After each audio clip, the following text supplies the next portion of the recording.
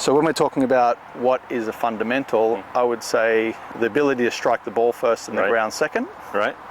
Certainly for a short iron, mid iron. Yep. As we get into driver, balls teed up, it's a slightly different way that we come into the ball. Right. But we're still trying to catch, obviously, ball first, not trying to hit the ground. So that's a skill that I would teach from day one. Teach like how to hit the ball first? Yes. Like the contact? Correct. Okay. So for me, it's impact first. Impact.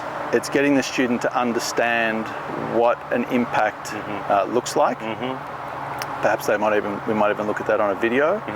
What does it feel like? So when they're in that position, how would their body position be? Right. How would the club be? Okay. And we know that regardless of a backswing position that an elite ball striker might be in, whether the club looks like it's a little bit crossed or laid off or whatever, whether their bodies might move a little bit more to the right or stay a little bit more over the ball, they all have an ability to take that position, bring their weight back onto their lead side and strike nicely down the golf ball to create a good impact. Okay. So I just start there. Okay. To be fair, when we've got to hit a golf ball, I would certainly be moving the club back to at least P2, so where the left arm's, let's say where the club's parallel to the ground, and then to go through. So if we're talking about day one, and let's say you're that student, and I might be getting you organised into a nice impact position. Firstly, I'd just say centre the ball, so it's in the middle of the stance. Okay. Yep. So that would be that there. And if the student did have an overly weak position, which would obviously present the face open, I would just do this without telling them anything. Anything. Yeah. Okay. All right. So I'm literally moving the hands. Right. And then I am pushing their weight forward.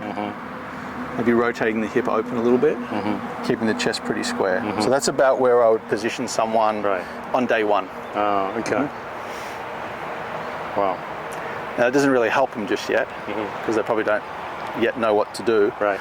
But what I'm doing from there, if I move the ball out the way, I'm then telling them to keep the position of their hands the way they are. In other words, the hands are ahead of the shaft. Yep. And I'm taking this part here and I'm pushing it around and up into a finish, but I'm keeping all this straight. Yeah, I'm not changing that yet. Right. So they're going to understand that arms stay relatively straight or fairly straight. The position that we're in at impact with regards to the shaft being forward of the handle, which is here, is just carried on through. And that's where I'm trying to get them to day one. Day one. Yeah. Some checkpoints would be what I call 90-90 with the hips and the chest. So the hips are facing the target, chest is facing the target, head's facing the target, arms are straight. And basically they should have their right thigh more or less touching their left. So that gets them off their back foot. And I'm also looking for the pelvis to be slightly ahead of the chest. If this is your pelvis here, you can see that your chest is slightly behind the pelvis. So what that does is it gives them extension. They have rotation, and they have a little bit of side bend, so they're able to strike the ground. Usually we'll see them here, or they'll be here.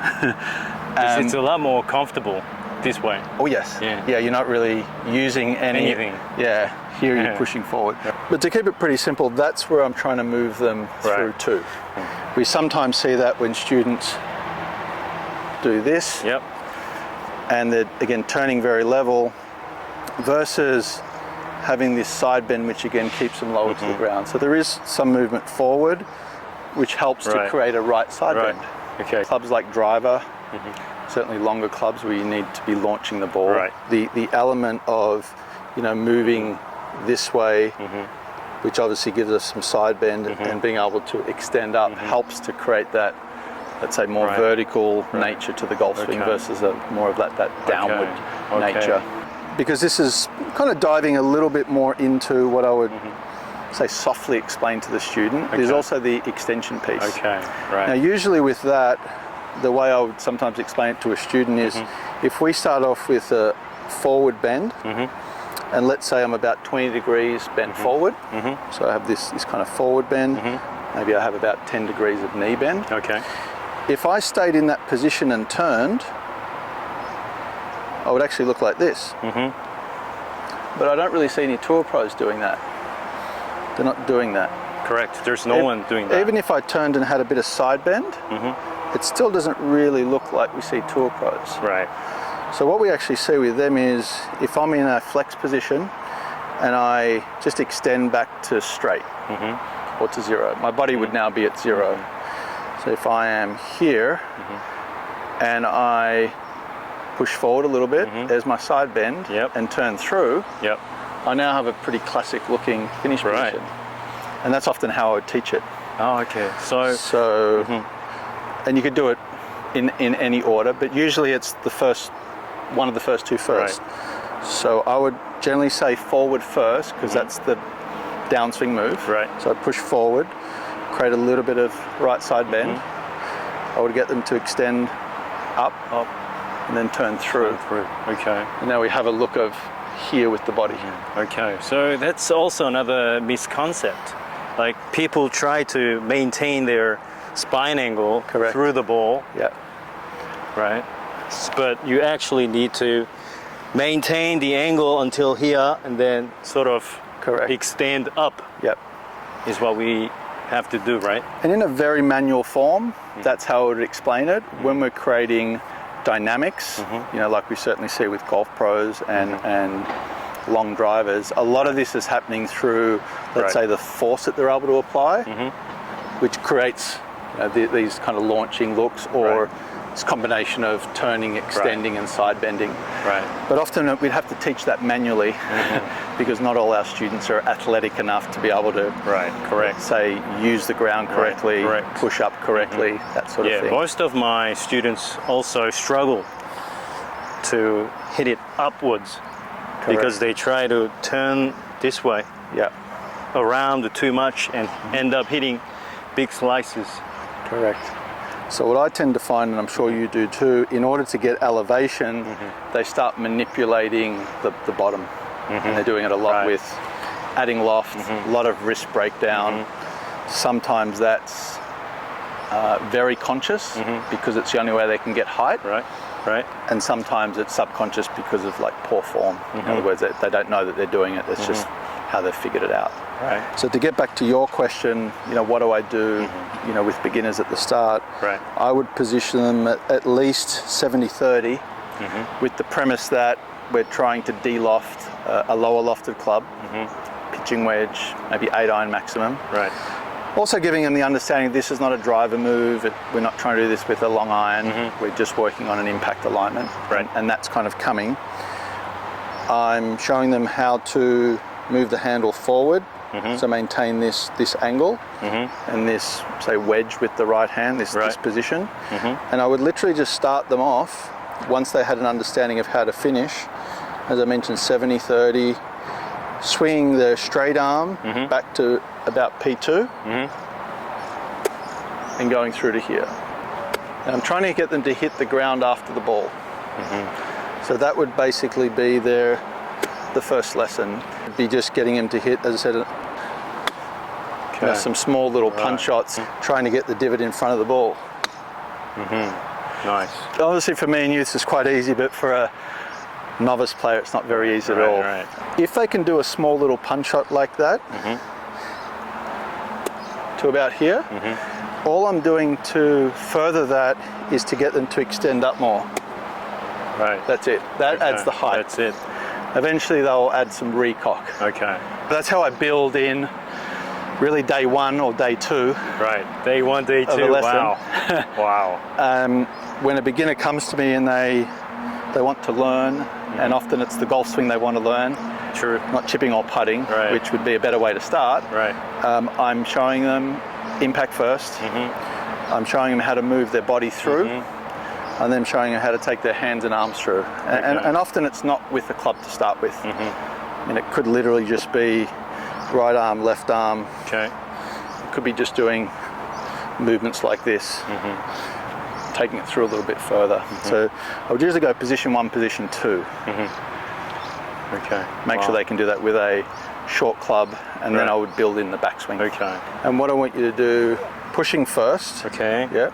Wow. Which gives you a side bend. Mm-hmm. Yep. Extending to 0. Wow. Good. So now you're straight up and down. Okay. Yep. And then you're going to rotate your hips and chest through. Yep. Very good. And that gives you your extension and your side bend. Wow. All the weight's on the left side. Right. Side bend because your right shoulder's lower than your left, which means the club's going to reach the ground. You're fully extended through the pelvis. Right. 90, 90, 90 with, let's say, you can even say knee, hips, chest, head are all facing the target. So that's how I would show them how to understand the movements. Again, most students know the rotation, that's kind of easy, but sometimes the pushing forward with the side bend and the extending part is lacked, and they'll suffer when they get to the driver and longer clubs. Right. Very good. And then I'll just make sure that they've pushed all these parts through. And when we load a little bit through this leg, you're forced to extend up. I'll often just try and build in that concept or that idea first. So a little bit more of this, because I'm trying to create a lot of shaft lean generally for a beginner. Okay.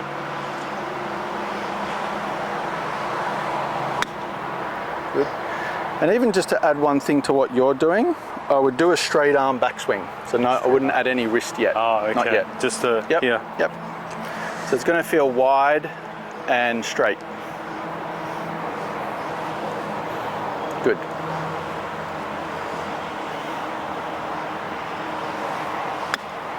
Very nice. Ideally, we're hitting some low, punchy shots where we can get ball first, turf second, controlling the low point. This is something that you teach day one? Day one. Wow. Yeah. Okay. And again, that's for someone who has no concept of almost anything. Okay. Wow. Yeah. If I grab the club here and you extend it back the other way,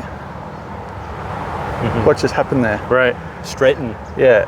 So if I grab the shaft here and you're going to hold on tight and you push your hips forward and started back bending and just keep pulling back as much as you can.